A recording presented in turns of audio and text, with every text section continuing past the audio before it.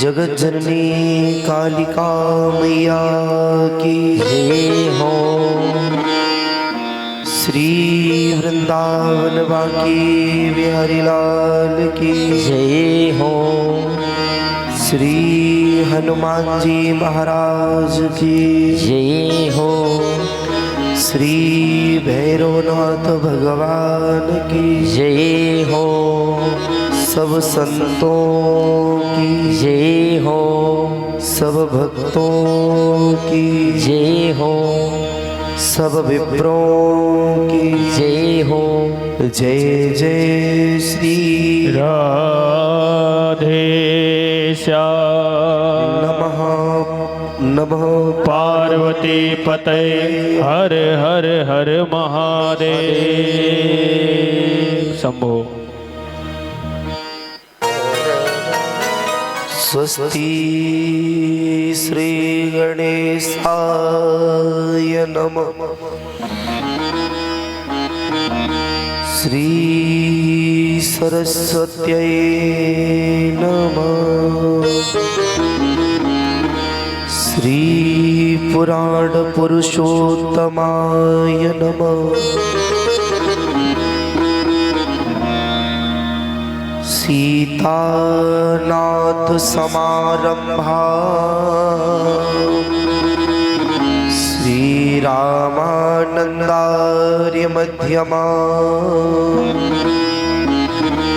अस्मदाचार्य पर्यंता वंदे श्री गुरु परंपरा।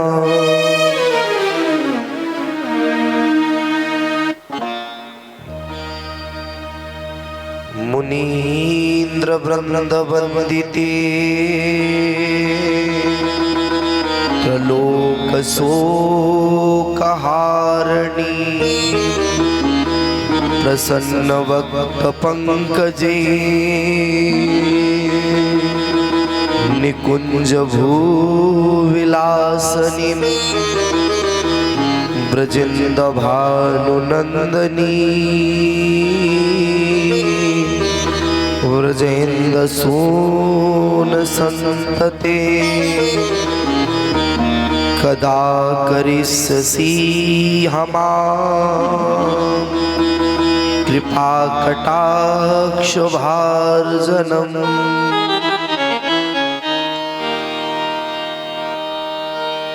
बरहावपीरं नटवर्बपो कर्णयो कर्णकारं विप्रदिवासा कनकिकपिशं वैजयन्तीं च माल्याम् रन्धान वेणुरुधरसुदया पूरयन् गोपवृन्दैः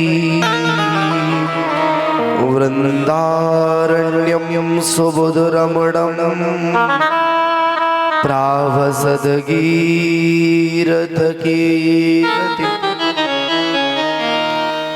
लीत सदा सुध दीन की सहज दया के धाम। जननी जनक इस दास के प्रभु श्री सीता मोर मुकुट कट कांचनी उर्वैजंती माल सो बालक मुरे मन बसो सदा बिहारी लाल। मंगलमय सतगुरु मेरे मंगलमय सब काज मंगलमय सब संत को पुनि पुनि करो प्रणाम। मेरे तो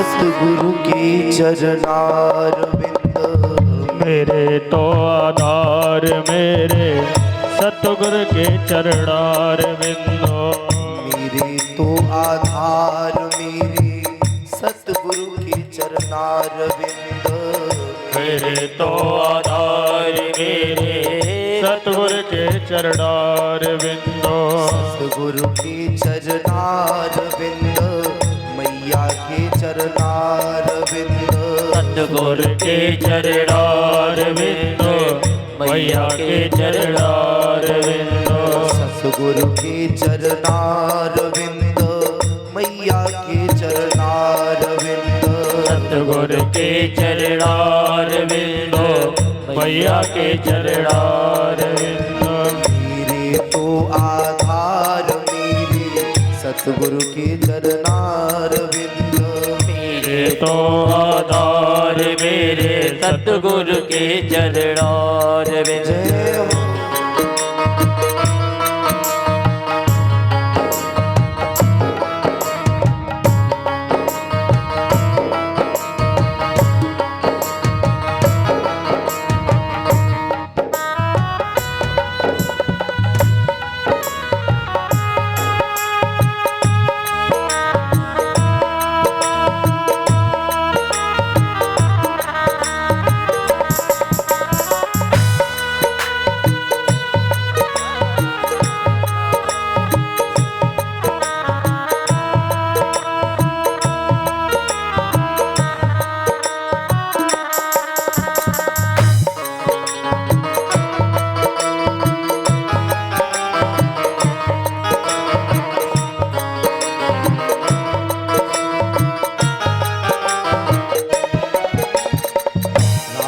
के चरणारविंद माँ सीता के चरणारविंद राम के चरणारविंद सीता के चरणारविंद राम के चरणारविंद सीता के चरणारविंद राम के चरणारविंद सीता के चरणारविंद तेरे को आधार प्रभु हनुमत के चरणारविंद मेरे तो आधार मेरे हनुमत के चरणारविंद मेरे तो आधार मेरे सतगुरु के चरणारविंद मेरे तो आधार मेरे सतगुरु के चरणारविंद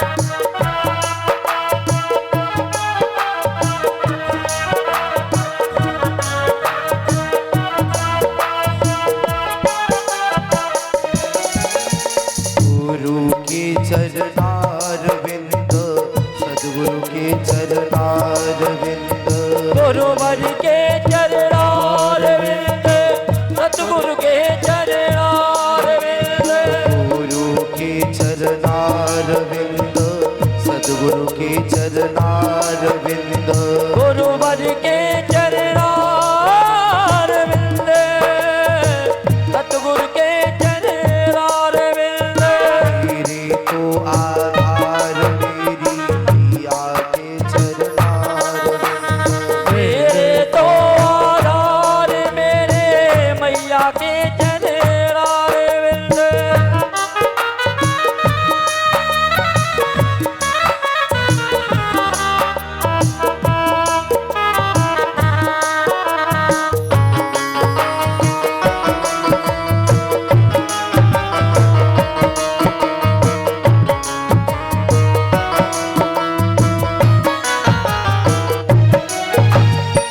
बोलिए श्री सद्गुरुदेव भगवान की जय हो।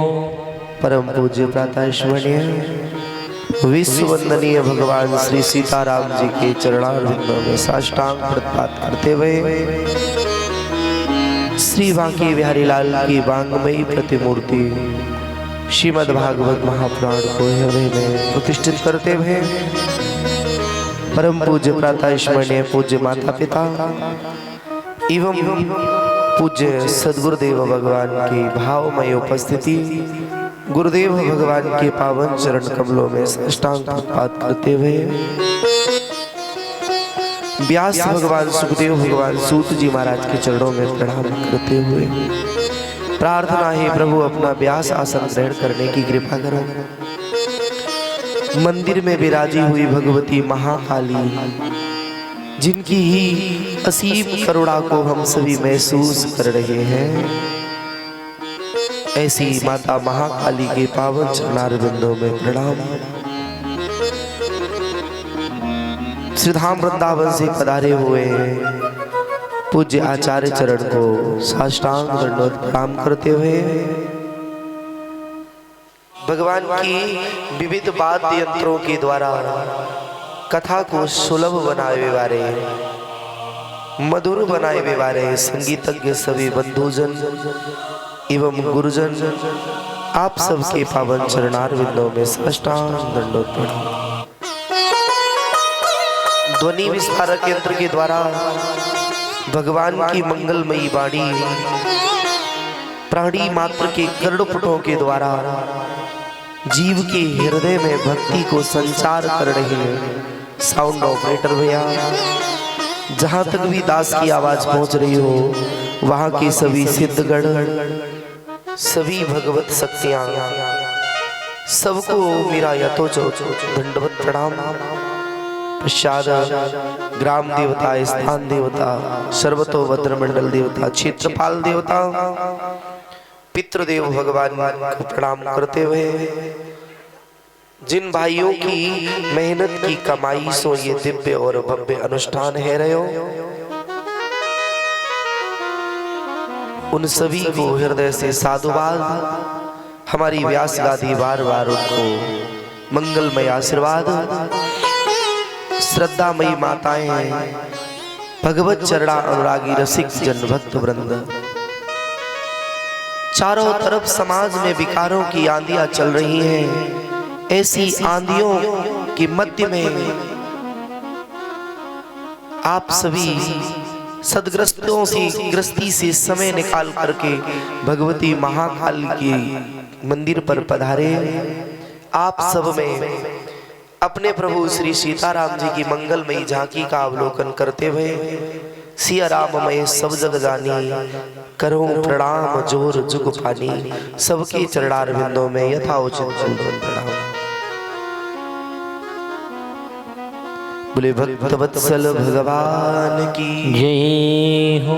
एक बार आप नहीं बोलोगे, बोले भगवती महाकाली की। थोड़े से धीमे बोलो है क्योंकि बहुत कमजोर है कान की पर्दा, तो धीमे से बोलोगे तो अच्छे से सुन में आएगा। बोले सद्गुरुदेव भगवान की। अच्छा उल्टे चलते हो आप लोग, हमें ये तो पता ही नहीं था, अब हम ऐसा ही करेंगे कल से। हाँ आए प्यारी कथा प्रसंग की ओर। कल आज माता की करुण कृपा कथा का आज चतुर्थ दिवस, जिसका अंतिम सत्र है प्यारे। कितने दिन है गए? 4 दिन है गए आज। अब कितने दिन शेष हैं? कितने दिन शेष है? किसी को पता ही नहीं है कितने दिन शेष है। 4 दिन शेष है।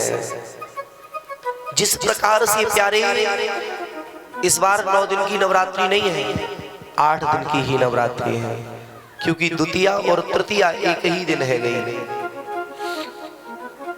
जिस प्रकार से बंधु हाथ में भरा हुआ जल सने सने कब निकल जाता है ये नहीं पता लगता है, ऐसे ही जो अच्छा समय होता है, जो शुभ समय होता है, वो हमारे जीवन से कब निकल गया ये हम लोग जान ही नहीं पाते हैं।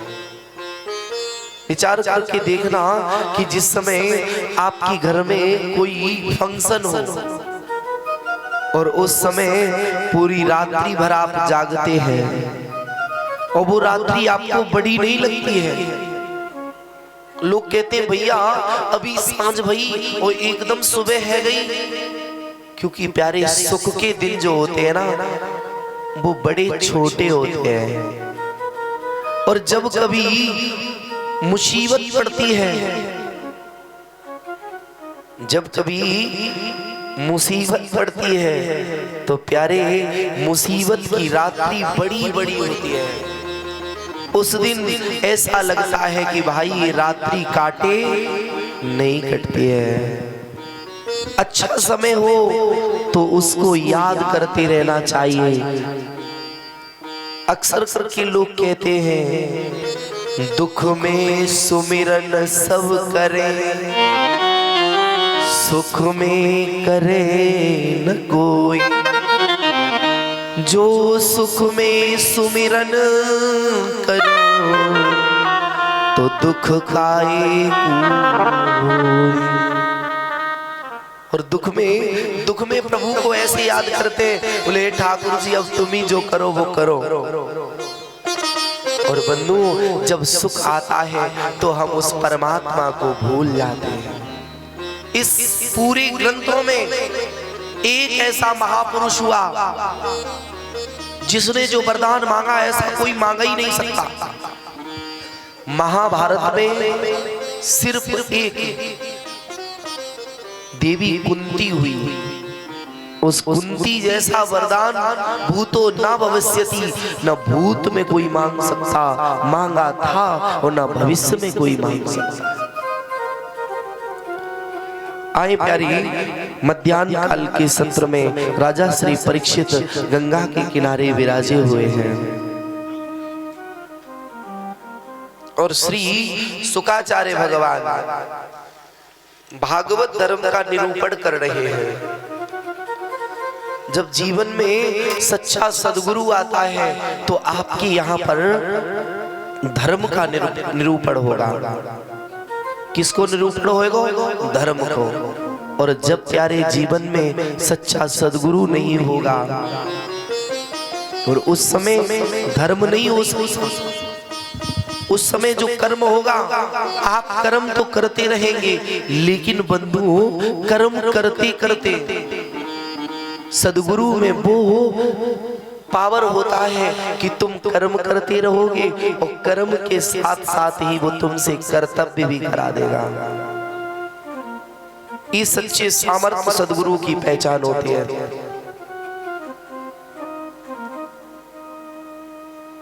मध्याह्न सत्र में हम सभी भागवत जी के षष्ठम स्कंद की कथा को श्रवण कर रहे थे, जिसमें कश्यप ऋषि की पत्नियों के विवरण को हम सभी ने श्रवण किया। पुनः मन को कथा से लगाएं। उससे पूर्व मेरे साथ दो बार प्रभु जी का नाम करतल ध्वनि के साथ बोलेंगे, क्योंकि जब हम भगवान का नाम स्मरण करते हैं और जीवन में सार अगर कुछ है प्यारे तो सिर्फ भगवान का नाम। आप भी नहीं रहेंगे और आप नहीं होंगे तब भी लोग आपके नाम को ही बुलाएंगे, भैया फलाना आदमी बहुत अच्छा था, तो उस नाम का पतवार लें और उसकी तत्पश्चात कथा में प्रवेश करें। मेरी गिनियो ना अपराध लाडली श्री राधे, अपराध लाडली श्री राधे। गिनियो ना अपराध लाडली श्री राधे, मेरे गिनियो ना अपराध लाडली श्री राधे। आप लोग ऐसे तो पड़ोस वालों के हिसाब न रखेगो, मैया इन माइकों की आवाज इस माइक से डाउन। पहले दिन बताया था 15 ही रखो, क्योंकि भैया इन लोगों में पावर है और हम ठहरे ब्रजवासी बालक। तो ये तो तेज से, क्योंकि भाई संगीत गाए चाहे कोई संगीतकारों का ही संगीत है? तो इनका थोड़ा डाउन रखें। और आप लोगों से निवेदन है, अगर अपराध नहीं गिनवाने हैं और जिन जिन को हाथ दिए हैं तो काहे सो जेब में रखवे काहे नहीं, इनको प्रयोग करो। कैसे? दिखाओ भगवान को हाथ। कितने लोगों के पास हाथ है? कंजूसी कर रहे हो? अगली जन्म में हाथ नहीं मिलेंगे, फिर ऐसे ऐसे डोलोगे। हाँ, मेरे गिनियो ना अपराध लाडली श्री राधे, मेरे गिनियो ना अपराध लाडली श्री राधे, लाडली श्री राधे, लाडली श्री राधे, स्वामिनी श्री राधे, स्वामिनी श्री राधे, मेरे गिनियो ना अपराध लाडली श्री राधे, मेरे गिनियो ना अपराध लाडली श्री राधे।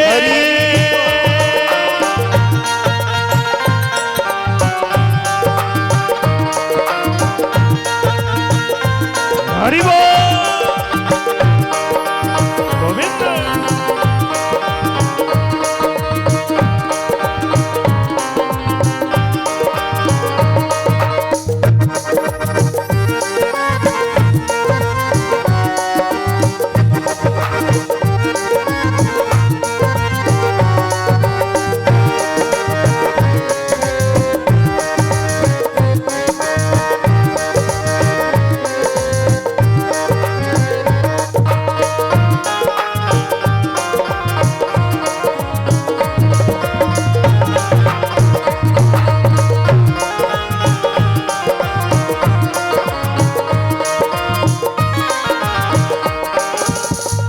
माता की मैं पतित बहुत हूँ, माता की मैं पतित बहुत हूँ, माता की मैं पतित बहुत हूँ, माता की मैं पतित बहुत हूँ, पर पतित पावन तेरो नाम स्वामिनी श्री राधे, मेरे गिनियो ना अपराध लाडली श्री राधे, श्री राधे।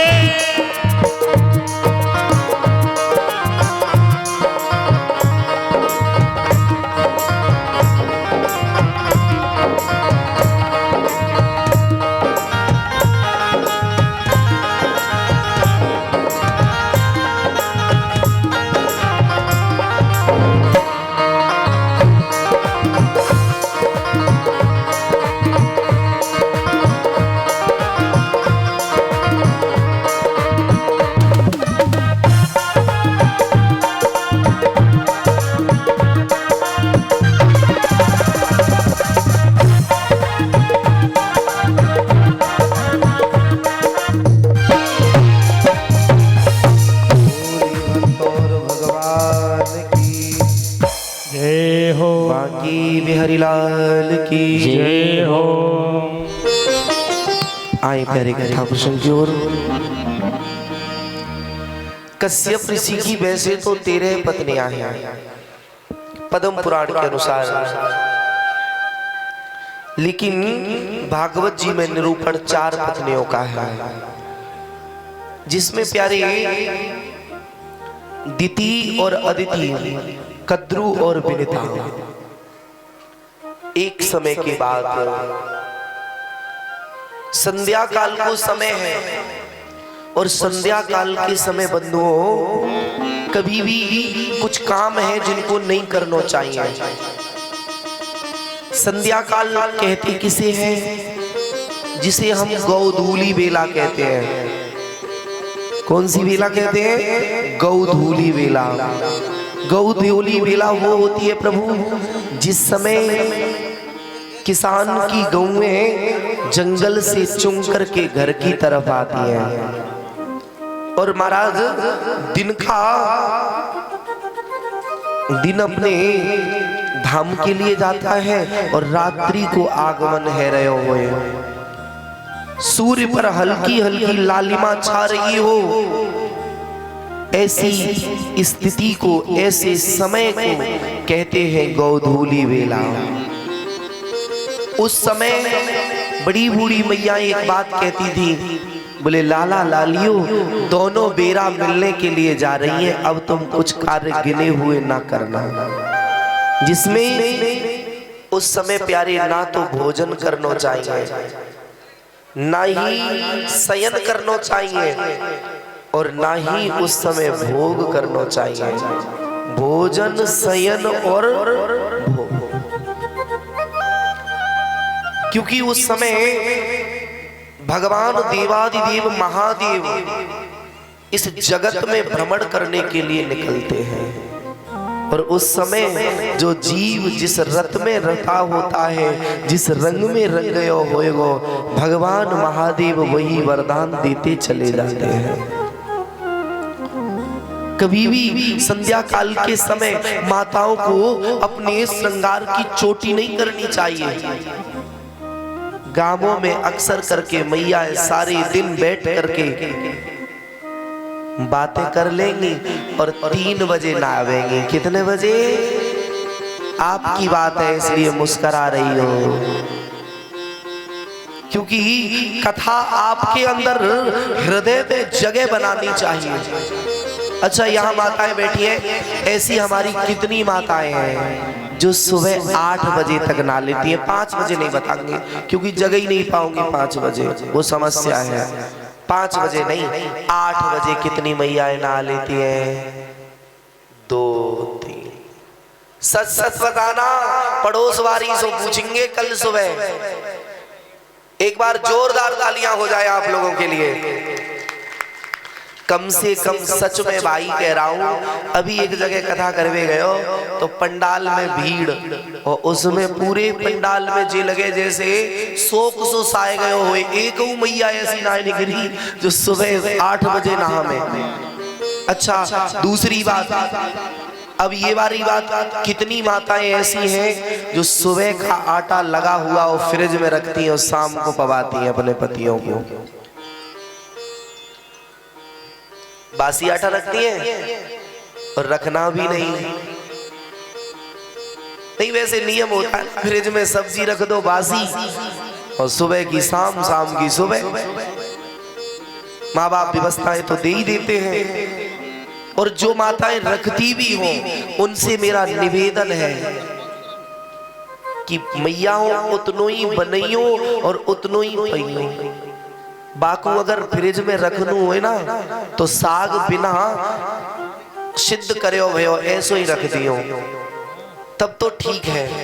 क्योंकि आटा यदि सांझ का सुबह जिस घर में रखा जाता है, विज्ञान को आप सभी पढ़ते हैं कि आटे के जो बैक्टीरिया होते हैं वो बिल्कुल समाप्त है जामे, और फिर आपने देखो एगो आटा के ऊपर कारी कारी सी परत लग जामे, और वो आटे को पाने वाला फिर उसकी स्थिति देखना, ऐसी रोटी जो पाए फिर बाके ऊपर पूरे दिन ऐसो लगेगो जैसे बाके ऊपर कुचली में है गयो होए, जैसे सर पाए में कुचली में। नहीं तो बासी वारी खाना खाए के देखियो एक दिन वो दिन भर इतने लुढ़कोंगे और उतने लुढ़कोंगे। स्नान कभी भी मैयाओं को चाहिए कि मैयाएं 2 चीजें बड़े हिसाब से रखें। एक तो अपने घर की झाड़ू पर किसी की दृष्टि नहीं पड़ने दें, दूसरी रसोई में पवित्रता रखें।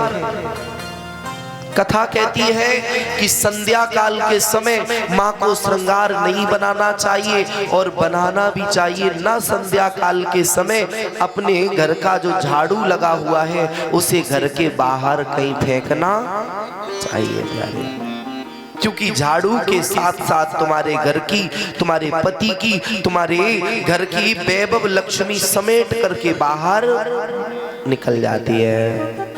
अभी कुछ समय पहले होली निकल के गई है, हमारी यहाँ बुजुर्ग माताएं भी बैठी हैं। पहले ऐसा नियम हुए मैया बड़ी बूढ़ी बारी कि होलिका सो अग्नि घर में आती थी और वही होली की अग्नि 1 वर्ष तक घर में रहती थी, 1 वर्ष तक। अब महाराज 1 वर्ष की कहे कौन, अब तो वो हनुमान जी जैसी पूछ चले, वो चिट्ट से करो आग लगे वहां में लग जा में ना। अपने घर की अग्नि जितना हो सके उसे दबा के रखो, चाहे हृदय की अग्नि हो, बाहर की अग्नि एक बार लगेगी तो शांत रह जाएगी, लेकिन हृदय में लगी हुई अग्नि प्यारे तुम्हारे घर को जला करके राख कर देगी। 1 महीने तक भजन करना और 1 महीने के बाद में एक बार क्रोध कर लेना, समझ लेना कि सब जल करके भस्म है गए। अब 1 महीना की तो कहे कौन, देवी जी अभी नवमी के दिन व्रत रहे हैं और व्रत रहे के बाद शाम को श्रीमान जी कहते हैं बोले पानी ले आओ, तुम्हें पता है पूरा दिन है गए हो व्रत है, हाँ तुम्हारे हाथ टूट गए का, वो रखो गिलास उठाओ और फिर काहे के व्रत महाराज। हाँ दिति मैया ने कहा संध्या काल के समय बेचारी गई अपने पति के पास में कामातुर होकर के, बोले मेरे साथ में भोग करो। कश्यप ऋषि ने कहा बोले देवी इस समय ठीक नहीं है। देवी ने कहा बोले अरे नहीं स्वामी मेरे यहाँ मुझे तो इसी समय भोग करना है। बोले नहीं ये समय ठीक नहीं है, ऐसे समय में समागम करने से पुत्र दैत्य उत्पन्न होएगा। पत्नी ने नहीं माना तो प्यारे इनके यहाँ पर सर्वप्रथम 2 पुत्र जन्मे जिनका नाम पड़ा हिरण्याक्ष और हिरण्यकश्यप। और ये पूर्व जन्म में कौन थे, मानस को पढ़ने वाले, मानस में एक चौपाई आई द्वारपाल प्रिय हरि के दो, द्वारपाल हरि के दो, द्वारपाल प्रिय हरि के दो, द्वारपाल प्रिय हरि के दो,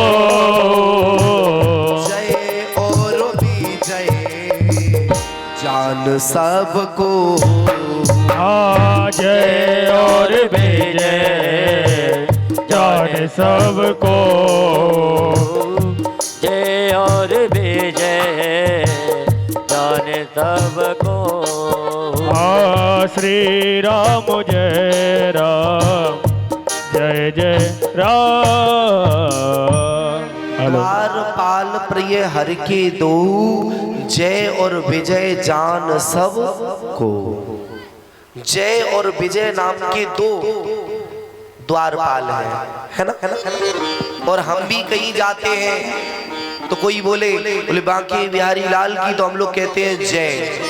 आखिरकार जय कहते क्यों हैं, क्योंकि जब हम परमात्मा की जय बोलते हैं तो परमात्मा हमें विषयों पर विजय प्राप्त करने की सामर्थ्य देता है। जैसे कोई अगर हमारे यहाँ नेता आता है तो नेताजी की जय नहीं बोली जाती है, नेताजी के सामने क्या बोला जाता है, नेताजी जिंदाबाद। क्यों कहते हैं, क्योंकि प्यारे वो जिंदा रहेगो तभी तो बार बार आवेगो, और बार बार आवेगो तभी तो वो हमें बर्बाद करके छोड़ेगो। क्या कहते हैं, जिंदा बाद का मतलब हमें बिल्कुल जो तू वादा करके जाएगा उस वादे को कभी भी पूरा नहीं कर पाएगा, है ना। नहीं तो बताओ नेता लोग वादा करें फिर भूल जावे, वोट के समय तुम्हारी चक्कर काटे और फिर तुम चक्कर काटो, है ना। तो मेरे प्यारे भगवान की जय बोलने से जीव को विषयों पर विजय प्राप्त करने की सामर्थ्य प्रकट होती है। अब विचार करना, अक्सर करके लोग ये कहते हैं कि स्वर्ग में जाने से फिर सब काम विराम हो जाएगा। अब जहां स्वर्ग है, हम लोग स्वर्ग को क्या मानते हैं? बोले स्वर्ग में पहुंच गए, फिर वहां से आने की जरूरत नहीं है। और मानस जी कहती हैं कि जय और विजय नाम के जो दोनों दैत्य हैं ना, ये दोनों स्वर्ग के पहरेदार हैं, बैकुंठ के पहरेदार हैं। स्वर्ग अलग है और बैकुंठ महाराज अलग है।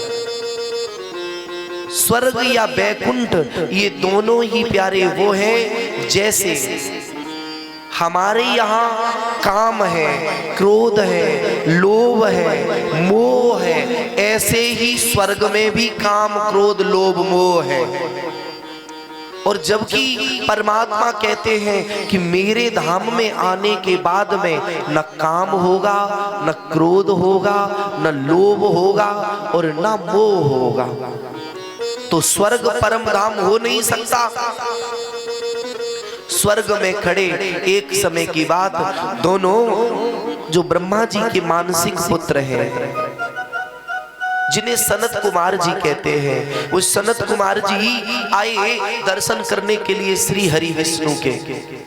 और जिस समय विष्णु के दर्शन करवे ताई आए प्यारे, तो उन्होंने रोक दिया। बोले रुक जाओ। बोले क्यों? बोले रुक जाओ, यहां से आगे नहीं जा सकते। बोले कैसे? बोले भगवान जी सो रहे हैं, भगवान सो रहे हैं, अभी नहीं तुम्हें जाना है, बाद में जाना। मेरे प्यारे आचार्य संत कहते हैं, अब नन्हे नन्हे से बालक, तो इनको क्रोध आ गया, उन्होंने क्रोध में आकर के श्राप दे दियो। बोले अरे द्वारपाल, तुम्हें अभिमान किसका है? बोले भगवान के द्वार का, कि तुम भगवान के द्वार के पहरेदार हो इसलिए। और मेरे प्यारे, कभी आप किसी दफ्तर में जाना, किसी भी दफ्तर में जाना, तो इतना एटीट्यूड उस दफ्तर में बैठे हुए ऑफिसर को नहीं होएगो जितनो बाकी पीए को होएगो। जो पाकू यासो होएगो। बोले हम 24 घंटे आगे आगे पीछे रहे। और जैसे मान लीजिए महाराज, आप राम जी के दर्शन करने जाओ, तो राम जी के दर पर सबसे पहले आपको कौन मिलेंगे? हनुमान जी। राम द्वारे तुम रखवारे, होत न आज्ञा बिन पहसारे। पहले हनुमान जी को प्रणाम करना पड़ेगा और बाद में प्यारे तुम राम जी के पास जाओगे। तो इतना अभिमान, उन्होंने कहा तुम्हें किस बात का? प्रभु के पहरेदारों, जाओ, मैं तुम्हें अभिश्राप दे रहा हूं कि जिस पद के लिए तुम इतने ज्यादा उतावले हो, ये पद ही तुम्हारे पास नहीं रहेगा। अभिश्राप दे दो। एकदम दोनों चरणों में गिर गए। बोले संत जी गलती है गई। बोले कुछ भी हो जाए। और तब तक बंधुओं भगवान लक्ष्मी नारायण आ गए, दोनों लोग आकर के बोले अरे संत, बड़ी गलती है गई जासो, ये पहरेदार है ना, तो गलती है गई, माफ कर दो। बोले नहीं प्रभु, आपको माफ करना है तो कर दो, लेकिन मैं नहीं कर सकता। अब तो इन्हें इस पद से निष्कासित करना ही पड़ेगा। भगवान ने कहा अरे संत जी, सदा सर्वदा के लिए इन दोनों को निष्कासित करोगे तो लोग हमें दीन बंधु नहीं कहेंगे, लोग हमें कृपा वत्सल नहीं कहेंगे, लोग तो यही कहेंगे कि अरे भगवान के द्वारपालों की अधोगति हो गई। लोग भजन करते हैं तो उसका औचित्य ये होता है कि भगवान का धाम मिलेगा, लेकिन भगवान मेरे धाम में आने के बाद इन दोनों की अधोगति कहीं हो गई तो फिर मैं क्या करूंगा? संतों ने कहा अरे प्रभु, अगर आप ज्यादा कह रहे हो ना तो मैं अभिश्राप इनका कम कर रहा हूं। तो उन्होंने कहा यदि ये भक्ति भाव से भजेंगे तो इन्हें 7 जन्म लगेंगे यहाँ तक आने में, और यदि ये बैर भाव से भजेंगे तो 3 जन्म में पुराने स्थान पे आ जाएंगे। तो भगवान ने सोचा 3 जन्म में, और यहाँ 7 जन्म की बात है। दोनों ने निर्णय लिया, बोले अरे भैया चलो कोई बात नहीं, 1-2 समय की बात है, 3 ही दिन की तो बात है, तो 3 दिन तो मैं ऐसे ही काट लूंगा, 3 जन्म काटना क्या है। 3 जन्म तो मैं बना रहूंगा, ऐसे ही 3 जन्म आराम से काट लूंगा। तो मेरे प्यारे, यही भगवान बोले कि अब लीला में मोड़ कैसे आवे, वो कैसे इन तीनों का उद्धार होगा। उसी क्षण बंधु इन चारों से कहा, चारों सनत कुमार जी बोले पहले जन्म में तो मैं वाद्य बन जाऊंगा, मैं वाद्य बनूंगा और इन दोनों को उद्धार कर दूंगा। बोले ठीक है। बोले दूसरे जन्म में तो मैया लक्ष्मी जी बगल में खड़ी थी। बोले पत्नी का धर्म होता है, अर्धांगिनी का धर्म होता है कि अपने पति के साथ में सुख और दुख में खड़ी रहे। प्यारे, 4 चीजों की विपत्ति के समय परख होती है। जब कभी मुसीबत आए जीवन में तो 4 चीजें आप परख सकते हैं। मानस जी कहती हैं, धीरज, धर्म, मित्र और नारी, आपत्ति काल परख यही 4। धीरज, तुम्हारे जीवन में जब आपत्ति आए तो तुम कितने बड़े धैर्यवान हो, इसकी परख आपत्ति के काल में होगी। ऐसा नहीं है कि जरा सी ही मुसीबत आ गई तो पड़ोसियों के सामने रोने लगे, जरा सी मुसीबत आ गई तो जगत के सामने रोने लगे। वो इंसान नहीं है प्यारे जिसके जीवन में मुसीबतें नहीं है। और ये दुनिया है ना, दुनिया, ये दुनिया अर्थी को कंधा देना तो पुण्य मानती है। कहीं अर्थी जा रही हो तो लोग क्या कहेंगे, बोले भैया पुण्य होएगा, बापू कंधा दे देंगे। लेकिन अगर इस मानव ने ये जान लिया होता कि जीते जी प्राणी के साथ कंधे से कंधा मिलाकर के खड़ा होना पुण्य मान लिया होता बंधुओं, तो आपका भी काम बन जाएगा और सामने वाले का भी काम बन जाएगा। यहाँ आदमी अर्थी को पुण्य मानेगा कंधा देना और तुम्हारे साथ कह तो देगा भैया मैं खड़ा हूं, लेकिन जब मौका लगेगा तो वो तुम्हारे साथ नहीं होगा। उस समय जगत से अपना रोना छोड़ करके जगदीश की शरण लेनी चाहिए, जीव को चाहिए। मैया लक्ष्मी पास में आई, बोले 1 जन्म में मैं वाद्य बन जाऊंगी। बोले ठीक है। नारायण जी बोले जब संत इतनी कृपा कर रहे हैं, ये देवी जी कृपा कर रही हैं, तो हमें भी करना चाहिए। तो नारायण भगवान बोले अगले जन्म में मैं स्वयं वाद्य बन जाऊंगा। यही जय और विजय 3 जन्मों के लिए दैत्य बने बंधुओं। पहले जन्म में यही दोनों हिरण्यकश्यपु और हिरण्याक्ष बने, तभी ये सनत कुमार जी जो थे इनके यहाँ लाला बन करके आए, इनके यहाँ लाला बन करके आए। यही हिरण्यकश्यपु हिरण्याक्ष अगले जन्म में रावण और कुंभकर्ण बन करके आए। तो माता जानकी जी लक्ष्मी स्वरूपा बन करके आई और उन्होंने इनका उद्धार करवाया। यही तीसरे जन्म में जय और विजय दोनों दंतवक्र और शिशुपाल बन करके आए, जिसमें नारायण के अवतार हमारे प्रभु श्री बांके बिहारी कृष्ण ने इनको उद्धार कर्यो। भागवत में 3-3 जन्मों की कथाएं दी गई हैं प्यारे। हिरण्याक्ष और हिरण्यकश्यपु दोनों इस जगत में दिति के पुत्र बने। एक समय के बाद हिरण्याक्ष ने सोचा, बोले मैं सबसे बाहुबली हो गया। तो मेरे प्यारे हिरण्याक्ष ने पृथ्वी की चटाई बना ली और रसातल में ले जाकर के विष्टा की दीवार में चिनवा दी। अब विचार करना बंधुओं, जब उसने पृथ्वी की चटाई बनाई होगी तो वो कितना बड़ा होगा, और जिस समय पृथ्वी की चटाई भी बना ली तो उस समय हिरण्याक्ष खड़ा कहाँ था। किसी संत ने कहा, पूज्य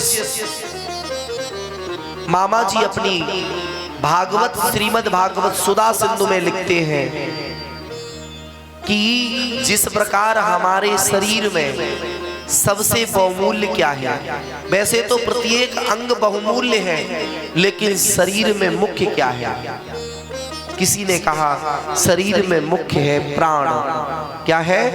प्राण। यदि प्राण निकल जाए तो ये काया किसी काम की नहीं है। ऐसे ही पृथ्वी में मुख्य प्राण क्या है? बोले अष्टगंध तत्व। अब ऐसे नहीं समझे तो ऐसे समझ लीजिए, जो पृथ्वी में तत्व होते हैं, उपजाऊ भूमि में जो अष्टगंध होते हैं, वो अष्टगंध ही पृथ्वी के प्राण है। ये पृथ्वी एक बार नहीं, कई एक बार अपने अनाजों को अपने में समेट चुकी है। कल दिन की सत्र में आप सभी ने श्रवण किया था कि जिस समय बेडू के पुत्र ने, बेडू ने अत्याचार किया तो पृथ्वी ने सारे बहुमूल तत्व अपने में लिप्त कर लिए। जब अपने में लिप्त कर लिए, उसके पश्चात प्यारे स्वयं पृथु जी के रूप में भगवान प्रकट हुए।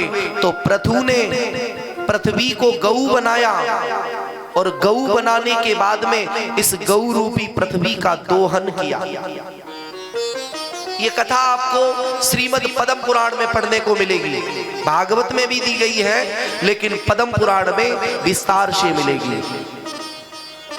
जिस समय गऊ बनाकर के दोहन किया तो एक बार भगवान शंकर के नंदी को बछड़ा बनाया और जितने भी ये वनस्पति है ये सभी निकाली गऊ से। दूसरे स्तन से महाराज गरुड़ जी को बछड़ा बनाया और बनाने के पश्चात जितने भी फल इत्यादि हैं ये सभी दोहन करो।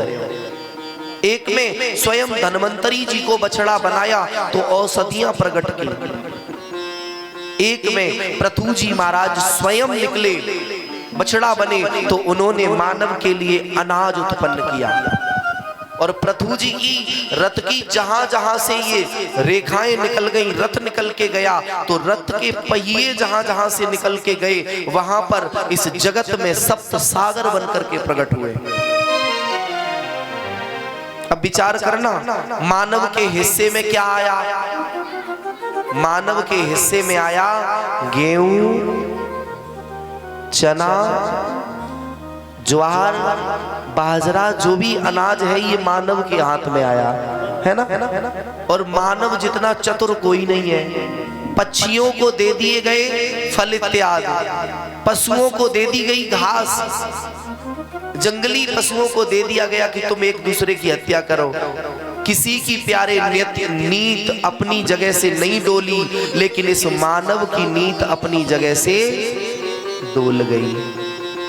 एक दिन इसने ज्यादा अनाज खाया, ज्यादा भोजन खाया, सो पड़ गया बीमार। वैद्य जी के पास गयो, वैद्य जी को नाड़ी दिखाई। वैद्य जी ने कहा अरे तुम तो बड़े अस्वस्थ है गए, तुम्हें जड़ी बूटी देनी पड़ेगी। तो महाराज वैद्य जी गए,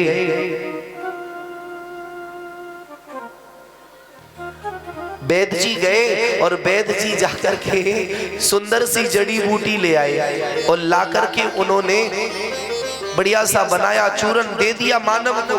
मानव ने वो जैसे ही पाई, वैद्य जी बोले भैया, बोले हाँ, बोले आज से थोड़ा हल्का प्रसाद पाना। बोले ठीक है, हल्का पा लेंगे। तो हल्का प्रसाद जिस समय पवाया तो हल्के प्रसाद में क्या मिला? बोले हल्के की बात कह दी, वो घर आया, बोले सबसे हल्का क्या होता है? बोले ऐसा करो, सबसे हल्का तो जल होता है, तो जल को पान कर ले। मन में आया, घृत लिया, वो जल में डाला तो जल के ऊपर तैरने लगा। बोले जल से हल्का होता है घृत। अब मन में सोचा, बोले घृत पान कर ले।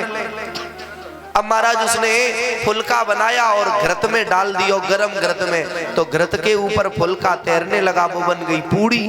बोले सबसे हल्की पूड़ी, ये तो आराम से तैर रही है, इसके ऊपर इसी को पाओ चकाचक।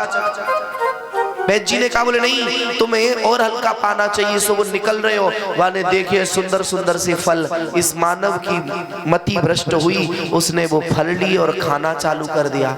जबकि फल किसके हिस्से में आए? पक्षियों के में।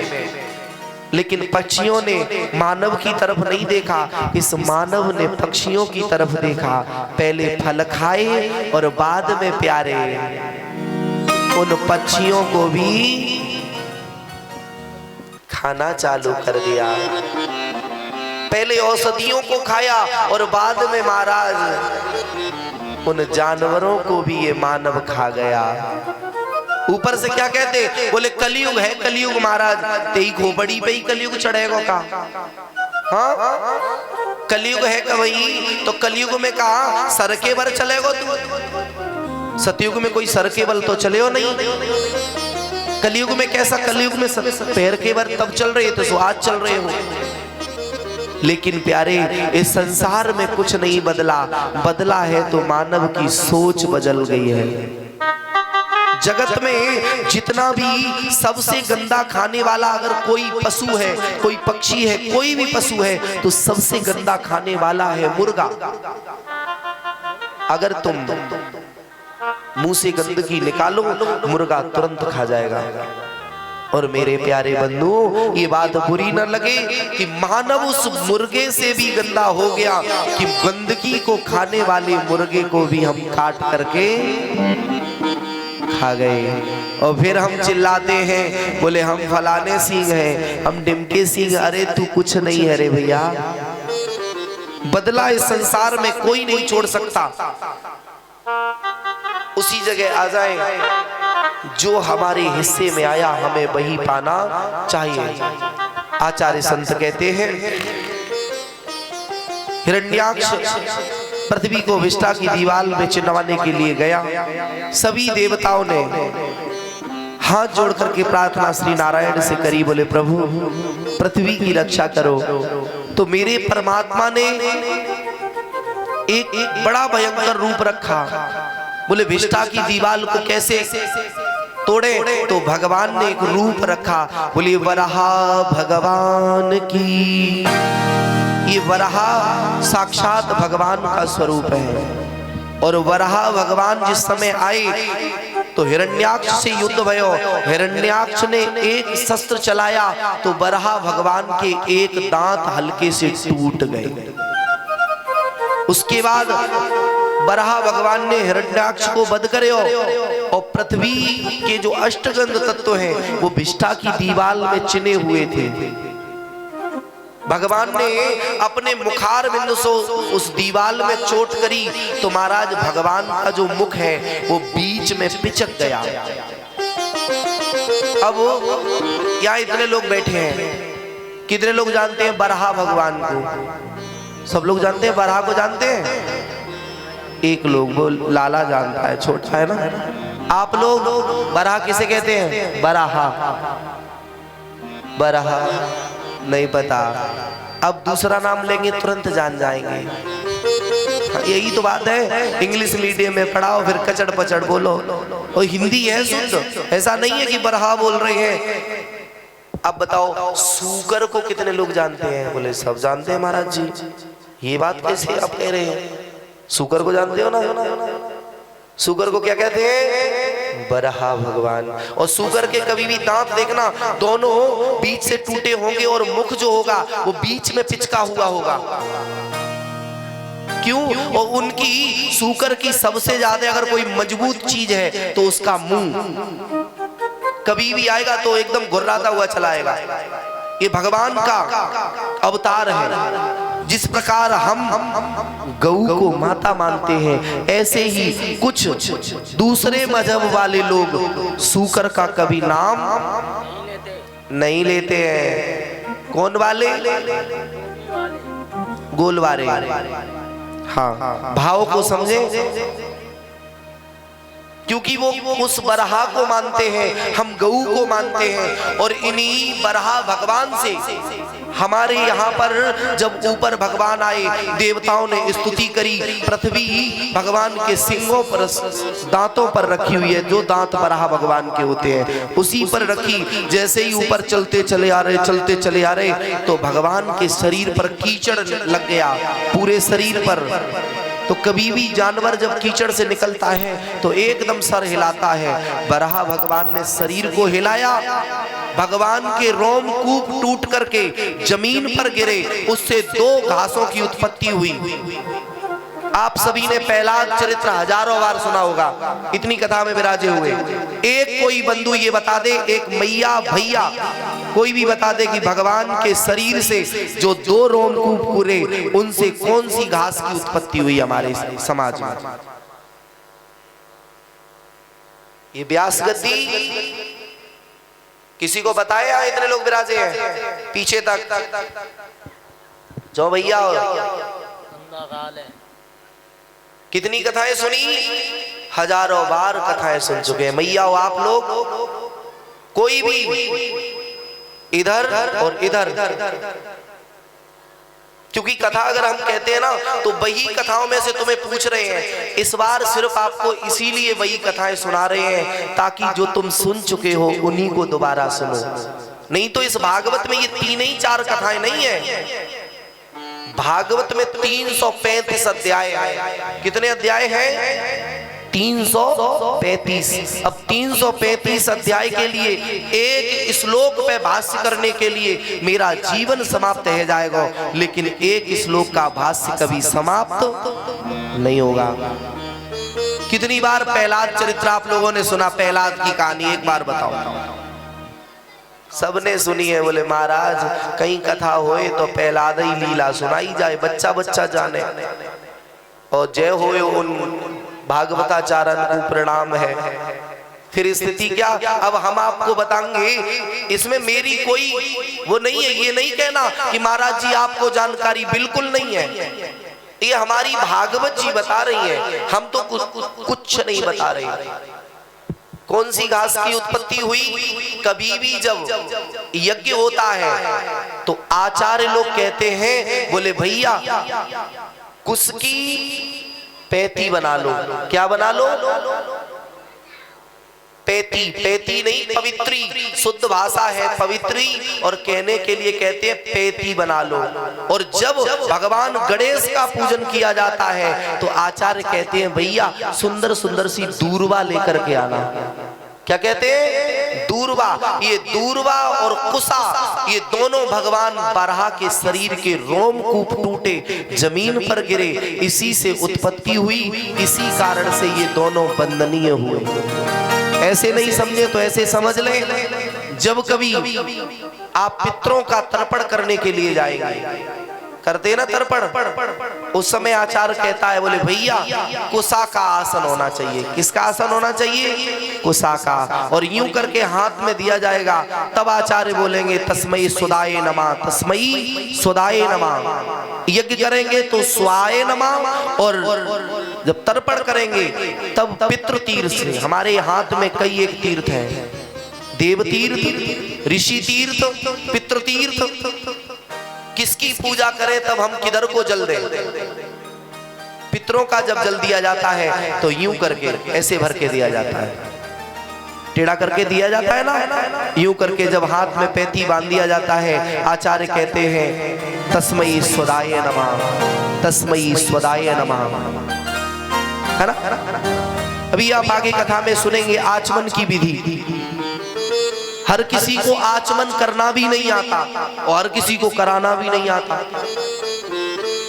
क्योंकि शास्त्रों के गहन तत्वों तक जब हमें कोई आचार्य पहुंचावेगा तभी हम महाराज जाएंगे। ऊपर आए पृथ्वी को लेकर के, पृथ्वी की स्थापना की, हिरण्याक्ष को वध करे भगवान ने।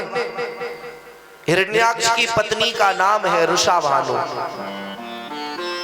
पत्नी को नाम ऋषाभानु। उसने आकर के हिरण्यकश्यपु से कहा, बोले अरे तुम भाई नहीं हो सकते, तुम तो शत्रु हो, जो अपने भाई के मरने पर तुम्हें कोई भी अफसोस नहीं है। तुम कैसे भाई हो? तुम भाई नहीं हो सकते। आचार्य संत कहते हैं बंधुओं, हिरण्यकश्यपु को लगा, बोले क्या करना चाहिए? तो यही हिरण्यकश्यपु ने कहा, बोले यदि हम कोई नर से युद्ध करें तो नर से युद्ध करने के लिए तो हमें बाहुबल की आवश्यकता है, और हम नारायण से युद्ध करें तो हमें तपस्या करनी पड़ेगी। पहले के युग में आज के समय के बड़े बड़े धर्माचार्यों से पहले के जमाने के दैत्य अच्छे थे। कम से कम वो भगवान का भजन तो करते थे। भले ही काम वासना से करते थे, भले ही भगवान से युद्ध करने के लिए करते थे, लेकिन कोई ऐसा एक दैत्य आप बता दीजिए जिस दैत्य ने पहले तपस्या न करी हो। प्यारे, सबने तपस्याएं की, और जैसे ही ये तपस्या करने के लिए गया और उसी क्षण देवताओं ने जाकर के बृहस्पति भगवान से कही, बोले प्रभु आप मेरी लाज रख लो। बोले चौ, बोले हिरण्यकश्यपु तपस्या कर रहे हो, तपस्या करेगो या को वरदान मिलेंगे।